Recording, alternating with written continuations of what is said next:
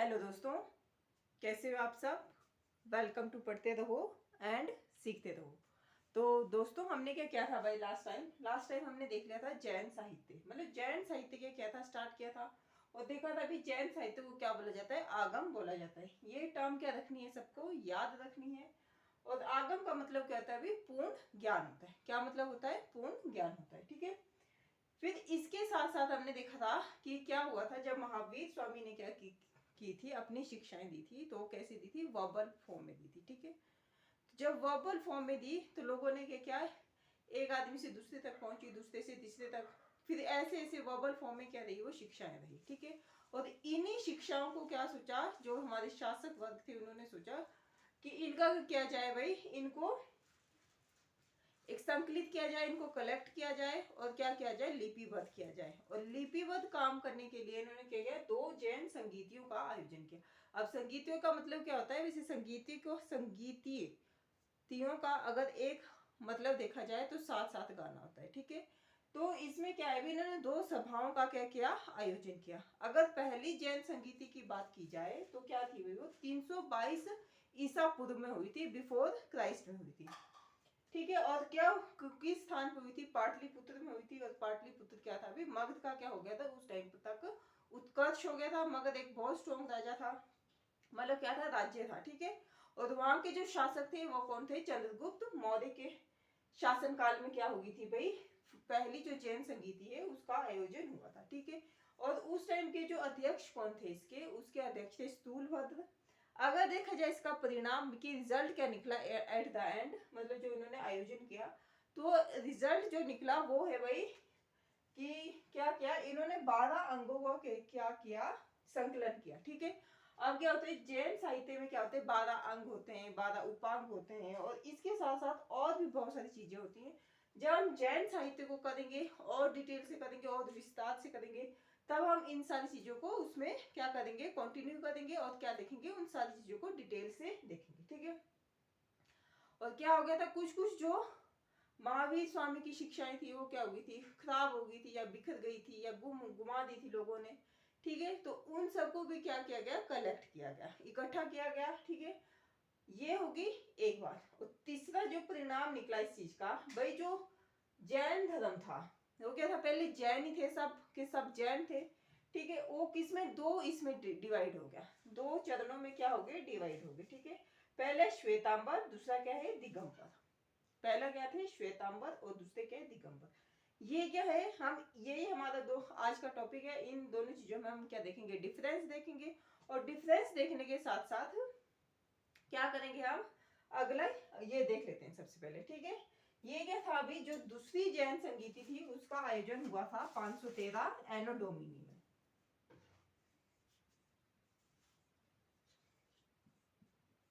ठीक है। और कहा हुआ था, वल्लभी में। अगर वल्लभी की बात की जाए तो वो कहाँ है भाई, हमारे गुजरात में है। ठीक है। और इसके अध्यक्ष कौन थे, क्षमा श्रमण थे। और इन्होंने क्या किया था, जो जैन साहित्य के 11 अंकों का क्या किया था, इन्होंने संकलन किया था या उनको क्या किया था, कलेक्ट किया था। ठीक है। तो ये तो होगी कल की बात, ये हमने क्या कर लिया, सारा रिवाइज कर लिया। लेकिन आप क्या कर सकते हैं, आप चैनल को लाइक कर सकते हैं, शेयर कर सकते हैं एंड सब्सक्राइब कर सकते हैं अगर आपको वीडियो अच्छी लगी हो तो। ठीक है। अब हम देखते हैं भी श्वेतांबर और दिगंबर क्या है।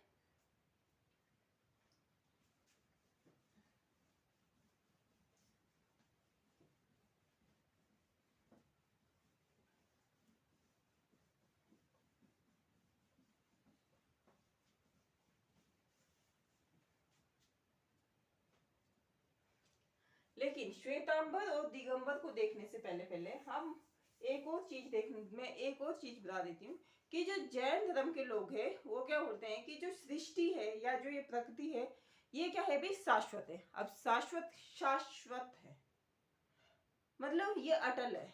ठीक है। ये पहले भी थी, अब भी है, और आने वाले समय में भी क्या रहेगी, ये सृष्टि ऐसी ही बनी रहेगी। ठीक है। इस चीज को वो लोग मानते हैं, लेकिन वो ईश्वर की सत्ता को नहीं मानते। वो ऐसे गॉड को नहीं मानते कि इसने क्या किया है, इसको सारी इसको क्या किया है, क्रिएट किया है। वो सबसे पहले किसको मानते हैं, सृष्टि को ही माना जाता है। ठीक है, ये बात भी क्या रखनी है, आप सबको याद रखनी है, क्योंकि एग्जाम में क्या किया जा सकता है, ऐसे ऐसे फैक्ट पूछे जा सकते हैं। ठीक है, तो आप देख लेते हैं श्वेतांबर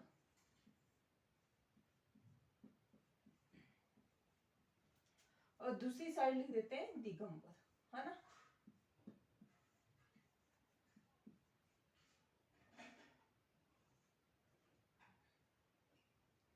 अगर बात की जाए भाई श्वेतांबर और दिगंबरों की, तो श्वेतांबर का मतलब क्या हुआ, जो कैसे कपड़े पहनते हो, सफेद कपड़े धारण करते हो, जो सफेद क्या करते हो, वस्त्र धारण करते हो। ठीक है, उन्हें क्या बोला जाता है, श्वेतांबर माना जाता है। ठीक है, और दिगंबर का मतलब है जो वस्त्र नहीं धारण करते, बिल्कुल कैसे रहते हैं, नग्न अवस्था में रहते हैं, वस्त्र नहीं धारण करते।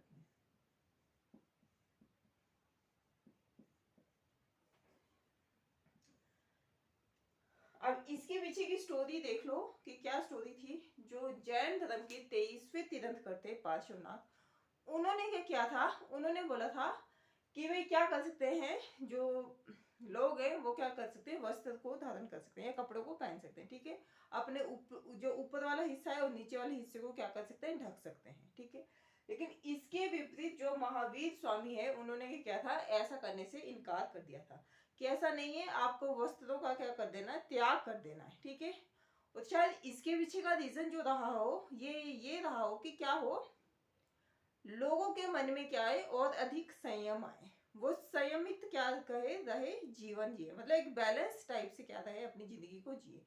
ऐसे नहीं है कि उनके अंदर की जो खराब भावनाएं वो क्या रहे, बनी रहे, वो क्या हो जाए, सारी की सारी नष्ट हो जाए। इसीलिए मतलब मुझे लगता है कि उन्होंने क्या किया, मतलब ये मेरा पर्सनल ओपिनियन है।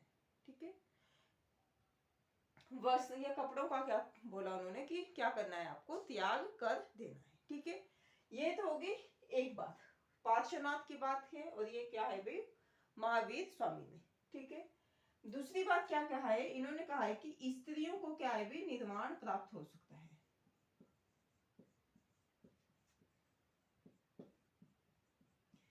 और इन्होंने क्या कहा, इन्होंने कहा कि स्त्रियों को निर्वाण प्राप्त नहीं हो सकता। ठीक है,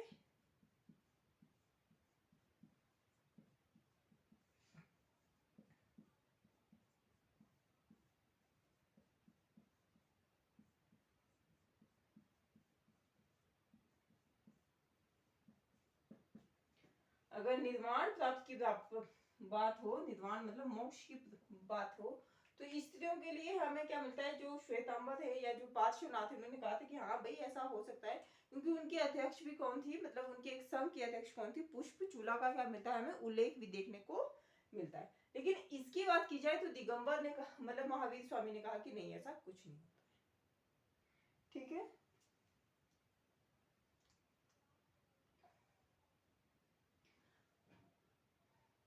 अगर बात की जाए कैवल्य की, अब एक और टर्म आएगी कैवल्य, और कैवल्य का क्या मतलब होता है भाई, कैवल्य का अर्थ होता है सर्वोच्च ज्ञान।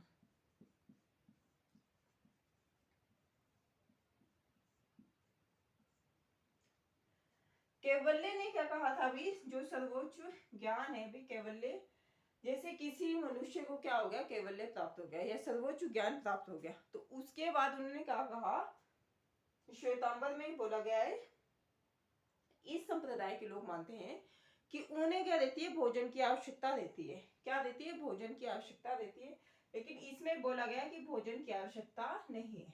अगर किसी को क्या हो गया, कैवल्य प्राप्त हो गया, सर्वोच्च ज्ञान प्राप्त हो गया, तो इसका मतलब क्या है कि अब उसे भोजन की आवश्यकता नहीं है। ठीक है, ये भी क्या रखना है, आप सभी को याद रखना है कि ऐसा भी क्या कहा गया है, मतलब दिगंबर इसमें बोला गया है। ठीक है, ये होगी तीन बात। और जो फोर्थ फैक्ट है इसका कि क्या बताया जाता है, मतलब हमें देखने से ही, अगर हम कंपेरिजन स्टडी करें या कंपैरेटिव स्टडी करें, तो हमें देखने से पता चलता है कि जो श्वेतांबर संप्रदाय है, ये क्या है, उदारवाद है। मतलब इनमें क्या है, ऐसे नहीं है कि एकदम कटर टाइप के है कि जिस चीज पे अकड़ गए, मतलब कि ऐसे ही है तो वैसे ही है, नहीं, ये जैसे जैसे क्या है अपनी सहूलियत के हिसाब से क्या होते रहते हैं, थोड़े थोड़े चेंज होते रहते हैं, ठीक है, या मतलब बैलेंस बना के रखते हैं इसमें। लेकिन ये एकदम ऐसे नहीं है, ये मतलब जैसे वस्त्र नहीं त्याग, मतलब वस्त्र नहीं पहने तो नहीं पहने। कैवल्य की बात क्या है भाई, जिसको कैवल्य प्राप्त हो गया उसको भोजन नहीं देना है, तो मतलब नहीं देना है। ये भी क्या है, ये उदारवादी रवैया नहीं रखते हैं, और ये क्या है, उदारवाद है, ठीक है। ये भी क्या रखना है, आपको याद रखना है, ठीक है। ये तो होगी श्वेतांबर और दिगंबर की बात। अब अगर नेक्स्ट देखा जाए तो नेक्स्ट है भाई, इसका समाज में फर्क क्या पड़ा, क्या शिक्षाएं मिली, क्या इसका ये हुआ। तो जब उत्तर वैदिक पीरियड आ गया था तो वो क्या हो गया था, कर्म कांड उसमें बहुत ज्यादा हो गए थे, बहुत सारी मतलब रिलीजन से रिलेटेड क्या आ गई थी, बहुत सारी जटिलता, या हमें बहुत सारी चीजें बहुत टफ होती जा रही थी, किसके लिए, आम लोगों के लिए, ठीक है। क्योंकि जो राजा शासक वर्ग थे और जो ब्राह्मण थे, उनका क्या था, उनको ही इसमें सबसे ज्यादा इंक्लूड कर दिया, वो ही सबसे ज्यादा क्या हो गए, इसमें इंक्लूड हो गए थे, ठीक है। लेकिन जो आम जनता थी वो क्या होती रही, जैसे उत्तर वैदिक पीरियड में हमें देखने को मिलता है कि बहुत सारे कर्म कांड बढ़ गए थे, और ऐसे पंच रचने लगे थे लोग उस टाइम पर। तो जैन धर्म में क्या बोला गया, मतलब क्या किया गया, उन्होंने जो आम लोगों की भाषा है उसमें क्या किए, उपदेश देना शुरू किए। इससे क्या हुआ, लोग बहुत ज्यादा क्या होने लगे, उनसे कनेक्टेड फील करने लगे। अब जब कनेक्टेड फील करने लगे तो लोगों ने क्या किया, इस धर्म को मानना शुरू कर दिया, ठीक है।